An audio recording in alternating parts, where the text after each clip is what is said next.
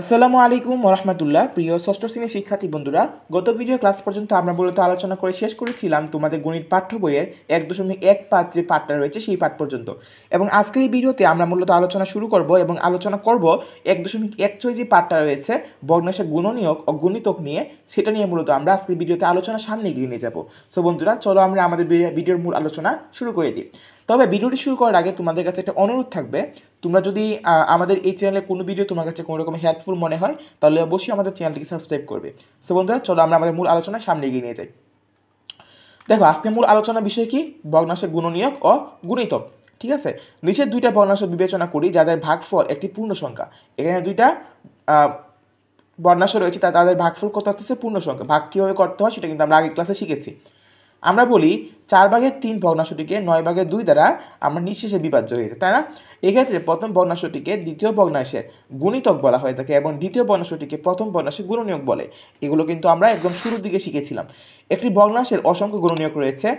5/4, 15/8, 3/2 ভগ্নাংশগুলোকে হর হচ্ছে 5, 15, 13 এর লসাগু এবং এর লসাগু কী হবে? 15। সুতরাং লসাগু 15 এর বিপরীত ভগ্নাংশ কত হবে? 15/1, তাই না? এখন যদি আমরা এই তিনটা ভগ্নাংশকে পৃথকভাবে লিখি, 5/4 ভাগ 15/1, ঠিক আছে, এটাকে আমরা ভাগ করে পাইতেছি 12, তাই না? আবার দেখো, এই 15/8কেও আমরা এরকম ভাগ করলে 15/1 দ্বারা, তাহলে আমরা উত্তর পাইতেছি কত? 8। আবার 3/2কে আমরা 15/1 দ্বারা যদি ভাগ করি তাহলে পাইতেছি 10। হ্যাঁ, দেখা যাচ্ছে যে 15/1 ভগ্নাংশটি দ্বারা 4/5, 15/8, 3/2 ভগ্নাংশগুলো বিভাজ্য, অর্থাৎ নিঃশেষে বিভাজ্য। তাহলে এই যে 5/4, 15/8 এবং 3/2 ভগ্নাংশগুলোর প্রত্যেকে গুণনীয়ক কে হবে বলো তো? গুণনীয়কটা হবে 15/1। সো এগুলো আসলে সাধারণ সংখ্যা গুণনীয়ক যেভাবে আমরা হিসাব করি, ঠিক এই ভগ্নাংশের গুণনীয়কগুলো একই রকম। ঠিক আছে, তোমরা একটু খেয়াল করলেই এগুলো বুঝতে পারবে আশা করি। তারপর দেখো, আবার এই যে তিনটা ভগ্নাংশ রয়েছে, ভগ্নাংশগুলোর লব 4, 8, 12 এর গসাগু 2 এবং হর 5, 15, 13 এর লসাগু হচ্ছে 15। এখন 15/2 ভগ্নাংশটি দিয়ে 5/4, 15/8, 3/2কে পৃথকভাবে আমরা যদি ভাগ করি তাহলে আমরা কি পাচ্ছি? দেখো, 5/4কে আমরা যদি 15/2 ভাগ করি মান পাচ্ছি আমরা 6, এবং 15/8কে যদি আমরা 15/2 দ্বারা ভাগ করি তাহলে কত মান পাইতেছি? 4, এবং 3/2কে আমরা যদি 15/2 দ্বারা ভাগ করি তাহলে মান পাইতেছি 5। অর্থাৎ 15/2 ভগ্নাংশ দ্বারা প্রদত্ত ভগ্নাংশগুলো কী হবে? নিঃশেষে বিভাজ্য হবে। ফলে 15/2 ভগ্নাংশটিও কিন্তু এই যে তিনটা ভগ্নাংশ ছিল না, এদের গুণনীয়ক হয়ে যাবে।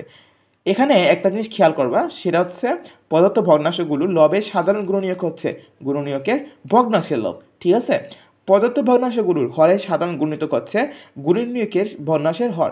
প্রদত্ত ভগ্নাংশগুলোর একটি সাধারণ গুণনীয়ক প্রদত্ত ভগ্নাংশগুলোর লবের একটি সাধারণ গুণনীয়ক ভাগ প্রদত্ত ভগ্নাংশগুলো হরের একটি সাধারণ গুণনীয়ক। ঠিক আছে, এই অবশ্যই সূত্রটা তোমরা খেয়াল করবা।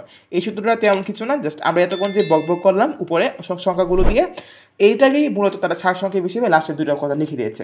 সো এগুলো আসলে তোমরা নিজেরাই বুঝতে পারবা।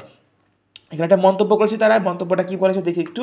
প্রদত্ত ভগ্নাংশগুলো একাধিক সাধারণ গুণনীয়ক থাকতে পারে, অবশ্যই থাকতে পারে। একটা সংখ্যা যেরকম সাধারণ গুণনীয়ক একই রকম থাকতে পারে, সেরকমভাবে একাধিক ভগ্নাংশগুলোর কিন্তু একাধিক গুণনীয়ক থাকতে পারে। ঠিক আছে, থাকতেই পারে। সো আশা করি সব কিছু তোমরা বুঝতে পেরেছো। সো আজকের ভিডিও আমরা এই পর্যন্ত শেষ করবো, দেখা হবে নেক্সট ভিডিওতে নেক্সট পার্ট নিয়ে। সো ততক্ষণ সবাই ভালো থাকবা, সুস্থ থাকবা, আল্লাহ হাফেজ।